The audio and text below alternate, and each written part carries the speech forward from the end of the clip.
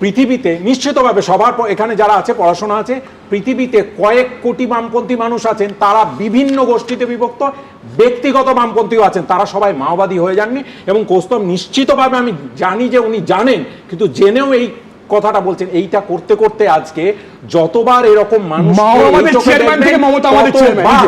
মানুষের কাছে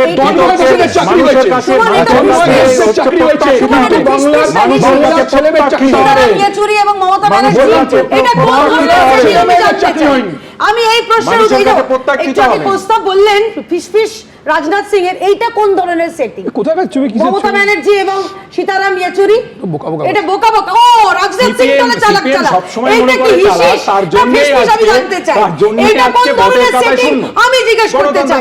আসলে সিপিএম বরাবর এই সেটিং ততটা তুলে সবাই জানে